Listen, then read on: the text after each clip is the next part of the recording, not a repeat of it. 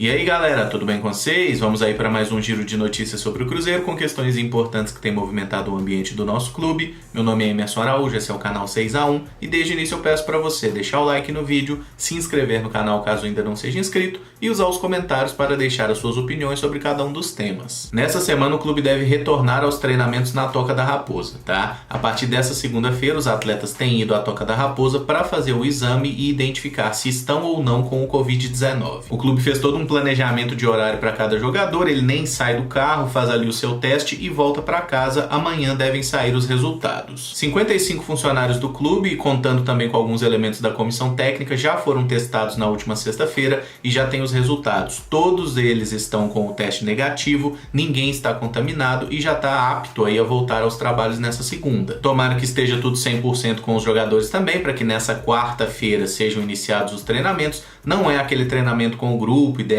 mas já é possível fazer uma avaliação melhor dos atletas, né? E assim ir condicionando o plantel para quando a gente voltar às atividades. Ainda não tem também uma data para retorno das competições. Sobre possíveis negociações, o volante Adriano do Cruzeiro chamou a atenção do futebol europeu, mais especificamente do Estoril Praia, que é um clube que atualmente está na segunda divisão portuguesa. Esse clube é famoso por contratar vários jogadores aqui do futebol brasileiro, né? Especialmente jovens jogadores e revender posteriormente. E a proposta do Estoril seria para levar o Adriano emprestado por um ano, né, até o meio então de 2021, e seria uma oferta de empréstimo com um valor fixado para compra. Pelo que foi divulgado, não entraria grana imediatamente nos cofres do Cruzeiro, né? Seria apenas uma possibilidade. A gente se livra do salário do jogador, que certamente é um valor baixo, e aí tem a possibilidade de lucrar um bom valor numa negociação daqui a um ano. Mas eu acho que abrir mão desse atleta ou não passa muito pela avaliação do técnico. O Anderson Moreira tem que conhecer o futebol do jogador, olhar as outras opções do plantel para ver se vale a pena abrir mão dele ou não.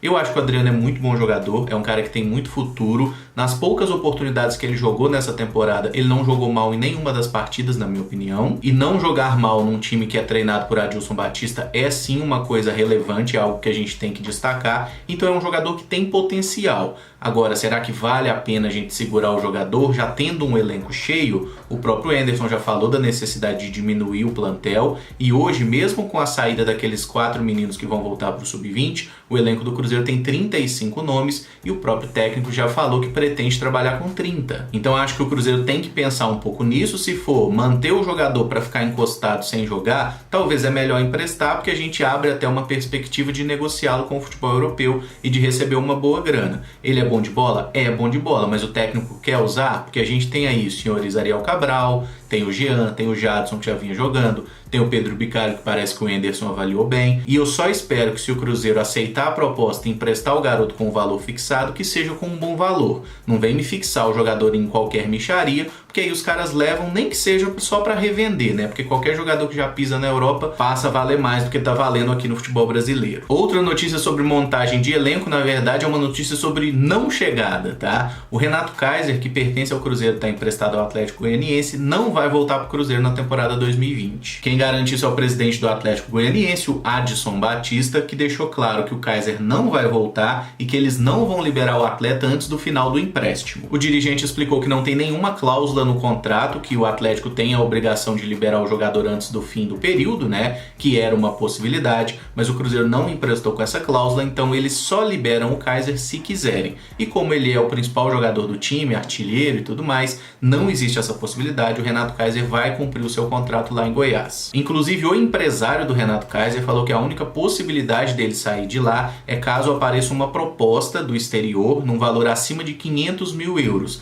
Isso sim tem no contrato, tá? Que é um valor de 500 mil euros, que é uma cláusula para o Atlético Goianiense comprar o atleta em definitivo, ou que o Atlético Goianiense tem que liberar o atleta se o Cruzeiro receber uma oferta nesse molde. Esse valor dá aproximadamente 3 milhões de reais, mas nesse momento não há nenhuma sinalização que outro clube esteja disposto a pagar esse valor e convenhamos, de toda forma o Renato Kaiser não vai voltar para o Cruzeiro, embora hoje pra gente seria maravilhoso se aparecesse uma proposta, porque 3 milhões é um mês de salário pra galera e a gente tá precisando de dinheiro. Mas o que a gente pode resumir dessa história é que o Renato Kaiser não volta pra cá esse ano e provavelmente não vai voltar a jogar no Cruzeiro. Cruzeiro, tá? Porque o contrato atual dele vai só até março de 2021 e até agora o Cruzeiro e o atleta não estão em negociações para renovar esse vínculo. Então é muito provável que o Renato Kaiser seja negociado ou mesmo que assine um pré-contrato com outro clube, algo que ele já pode fazer a partir de outubro desse ano, porque o contrato vence em março. Mas sobre essa questão de venda de jogadores, né? O Saulo Frois, que é o presidente aí do Conselho Gestor, deixou bem claro que o Cruzeiro não vai fazer nenhuma negociação nesse momento, não vai contratar, não vai vender ninguém, até porque o Conselho Gestor está deixando o clube, né?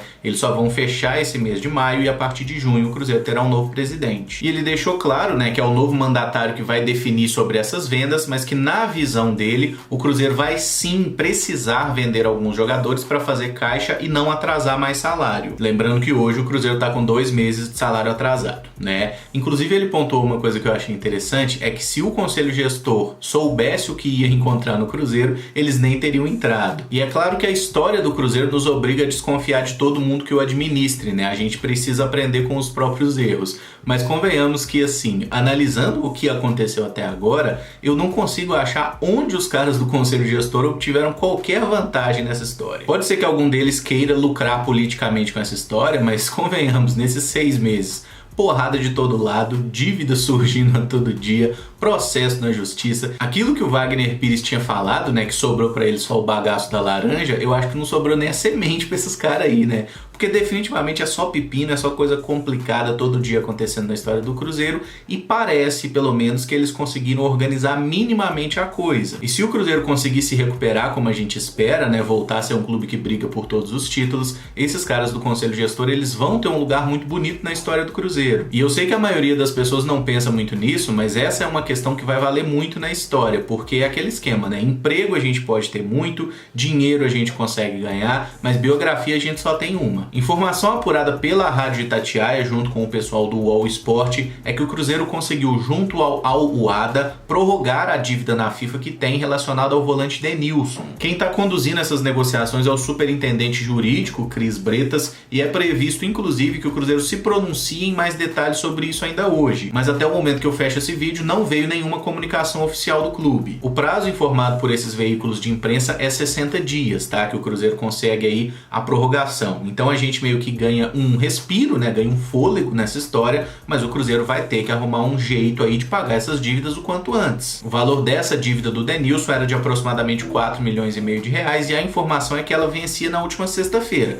Mas parece que o Cruzeiro conseguiu aí essa prorrogação, não tem uma confirmação até o momento que eu fecho esse vídeo, mas essa é a tendência, de que nesse momento a gente consegue evitar as punições. Já com relação às dívidas aí do William Bigode e do Kunti Caicedo, o Cruzeiro também está tentando fazer algo semelhante, tá? De prorrogar essas dívidas. A do William vence agora no final do mês de maio, acho que dia 29, e a do Caicedo, que o Cruzeiro tinha divulgado que vencia em maio, parece que vence só no mês que vem. O clube divulgou erroneamente da primeira vez. Então é outra ação que o Cruzeiro também está tentando prorrogar e pegar um prazo a mais para pagar. Falando de algo que o Cruzeiro divulgou efetivamente nessa segunda-feira, é a respeito do relatório da Kroll, né, a empresa que foi contratada para fazer aquela investigação corporativa no clube. O Cruzeiro informou que entregou esse relatório, ou pelo menos está entregando o relatório, nesta segunda-feira ao Ministério Público. Isso vai auxiliar nas investigações que já estão sendo realizadas na administração do Wagner Pires, e o relatório ficou pronto na semana passada, embora até agora não tenha sido nada divulgado publicamente pelo Cruzeiro. Além dessas informações passadas ao Ministério Público, que dão na gente a esperança de que alguma coisa aconteça com os antigos gestores, né, que eles possam pagar com seus próprios patrimônios ou até com a perda de sua liberdade, que convenhamos que seria o cenário ideal, a soma dessas duas punições. Mas esse relatório dá também a expectativa da gente conseguir ativar aquele seguro de 20 milhões contra a gestão temerária, né? Se o relatório conseguiu provar essa gestão temerária, o Cruzeiro vai utilizá-lo para tentar receber esse dinheiro que viria numa ótima hora para quitar várias situações emergenciais que o clube está vivendo. Na próxima quinta-feira, dia 21 de maio, serão eleitos aí o novo presidente do Cruzeiro e o novo presidente do Conselho Deliberativo, tá? Ambos exercerão o cargo apenas até o final desse ano, num mandato tampão de 6 meses. Dos 30 conselheiros excluídos punidos por receber dinheiro do clube na gestão do Wagner Pires, 28 já obtiveram liminares para que possam votar nessa eleição. Inclusive o Serginho foi um dos 10 que obtiveram hoje essa autorização judicial. Já comentei sobre esse negócio dos conselheiros, não tem muito o que ficar acrescentando a mais sobre isso, mas falando sobre a eleição efetivamente, eu recomendei para vocês, as entrevistas que todos os candidatos ao conselho fizeram com o pessoal do Super Esportes, tá lá no portal. E recomendo também que vocês olhem na Rádio Itatiaia, que fez também entrevista com os 2 candidatos a presidente do Cruzeiro. Lá no site você consegue ler e ouvir também as entrevistas. E para fechar, o Cruzeiro, assim como praticamente todos os clubes aí do futebol brasileiro, fez post nesse dia 17 de maio, se posicionando no Dia Internacional contra a Homofobia. Isso não deveria ter muita relevância na minha opinião, mas infelizmente ainda tem gente que se incomoda. Pelos próprios comentários nas publicações de qualquer um dos clubes que vocês quiserem olhar, é possível identificar aí essa masculinidade frágil para todo lado. E eu achei interessante esse posicionamento do Cruzeiro e de vários outros clubes, isso é um assunto interessante pra gente botar em debate, porque normalmente os clubes de futebol têm muito medo de tocar nesse tema de homofobia, que é uma forma de discriminação tão abjeta como qualquer outra, E é interessante uma lógica meio perturbada que existe no futebol do seguinte: se eu me manifestar contra a homofobia, vão achar que eu sou gay. Como se, por exemplo, eu me manifestar contra o racismo fizesse um branco ser negro ou algo do tipo. Não faz o menor sentido, é uma lógica super bizarra, e é importante que os clubes comecem a abrir um pouquinho a sua cabeça e puxar pautas mais sensíveis para debate junto com seus torcedores também. E se a gente quiser fazer uma análise fria, a única coisa que os clubes estão dizendo é que são contra um crime. Eles estão se manifestando contra um crime de discriminação contra uma parte de seus torcedores. Não vamos ser imbecil também de achar que não tem gay na torcida do Cruzeiro, como tem gay na torcida do Atlético, do Flamengo, do Corinthians e de todos os clubes, não só do Brasil, mas do mundo. E eu pelo menos entendo que esse respeito à diversidade é uma obrigação de todas as instituições, especialmente os clubes de futebol que recebem tantos benefícios por parte do governo e entregam tão pouco para a sociedade no final das contas. Deixe aí nos comentários sua opinião sobre esse tema e sobre todos os outros que foram abordados aqui no vídeo, tá? Se gostou, eu peço também que deixe o like e que se inscreva no canal caso ainda não seja inscrito. Muito obrigado por acompanhar, um abraço e até o próximo vídeo. Valeu!